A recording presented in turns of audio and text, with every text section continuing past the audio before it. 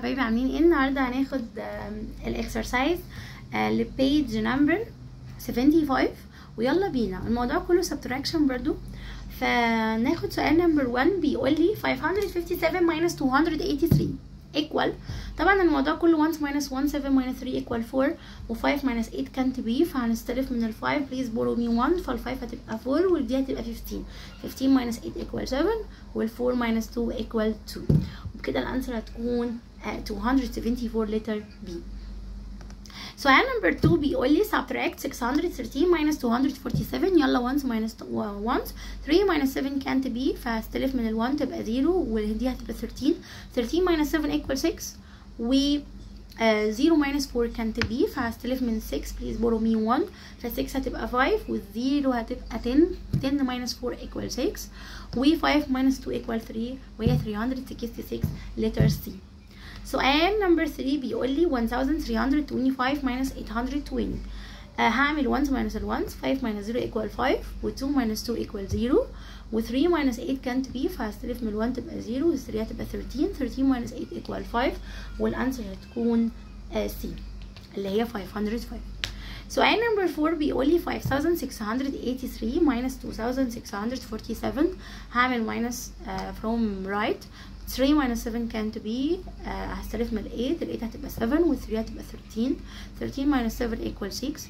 7 minus 4 equal 3 و 6 minus 6 equal 0 و 5 minus 2 equal 3، وبكده الانسر هتكون letter B.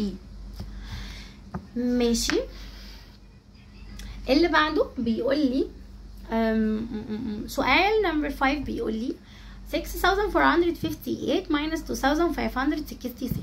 ال1 minus ال1 8 minus 6 equal 2 و 5 minus 6 can't be، هتستلف من ال 4 تبقى 3 ودي 15. 15 minus 6 equal 9 و 3 minus 5 can't be، هتبقى 13 وهنستلف من 6 تبقى 5.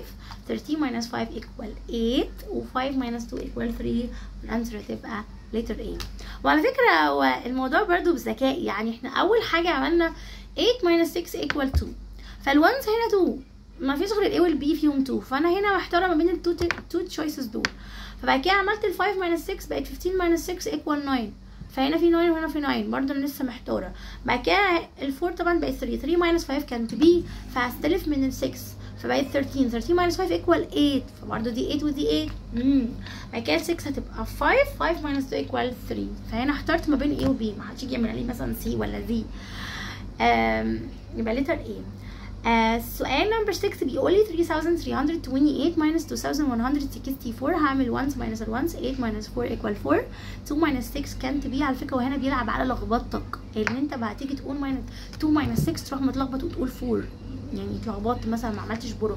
فهو هنا بيلعب على اللخبطه بتاعت الطالب اللي ما بيحبش السبتراكشن، فحبوه ارجوكم بليز، يعني بحبوه.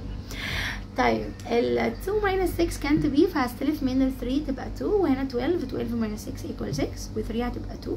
2 minus 1 equal 1 و 3 minus 2 equal 1، والسؤال هيبقى الانسر هتبقى 1164 اللي هي letter C. سؤال نمبر 7 بيقول لي find the difference طبعا يعني minus، وركزوا برضو في الورد دي كويس. يلا نعمل minus 6 minus 0 equal 6. طبعا 0 minus 8 can't be، فهستلف من 2 تبقى 1 وال0 هتبقى 10. 10 minus 8 equal 2 وال2 بقت 1 خلاص. بعد كده 1 minus 6 can't be، borrow من 7 1، فبقت 11 minus 6 equal 5 وال7 خلاص ما بقتش 7 بقت 6. 6 minus 4 equal 2 و 5 minus 2 equal 3 و 4 minus 1 equal 3. لو كتبنا النمبر على بعضه هيطلع 332,526 اللي هي letter B. السؤال اللي بعده بيقول لي سؤال نمبر 8 بيقول لي 8000 minus 2345. ركزوا بقى، طبعا انتوا موضوع 000 دوت بتتلخبطوا فيه شويه، بس احنا كبرنا خلاص على الحاجات دي. ها 8000 minus 2345. يلا 0 minus 5 طبعا can't be، تيجي تقول لي يا 0 please borrow me 1، مش معاها، فتقول لها استني انا هستلف لك من اللي جنبي واجيلك. بعد كده اللي جنبها مش معاها، هتلاقيها طب استني هستلف لك من اللي جنبي واجيلك. فهنا ال8 هتدي للزيرو اللي جنبها، فال8 خلاص بقت 7. كانسل يلا ال8 وخليها 7. ال8 اديت للزيرو اللي جنبها، فالزيرو اللي جنبها على طول بقى 10. تمام.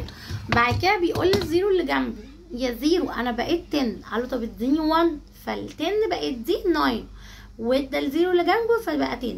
بعد كده ال10 اللي هو الزيرو اللي في النص ده بيقول لي الزيرو اللي جنبه يا زيرو انا بقيت 10، قال له طب اديني 1، فبقت الزيرو اللي في النص ده برضو 9، واخر واحد هو اللي كسب اللي هو الزيرو الاول واحد خالص على اليمين هو اللي كسب، لان هو الوحيد اللي معاه 10 ومحدش استلف منه حاجه، وبالتالي بقى اول زيرو هنا 10 واللي جنبه 9 واللي جنبه 9 وال8 خلاص بقت 7.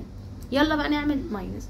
10 minus 5 equal 5 و9 minus 4 equal 5 و9 minus 3 equal 6 و7 minus 2 equal 5.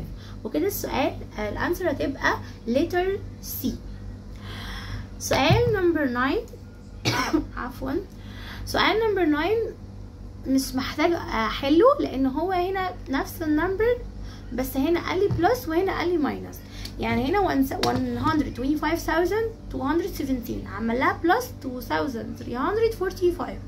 لكن الناحية التانية قال لي 125217 ماينس 2345.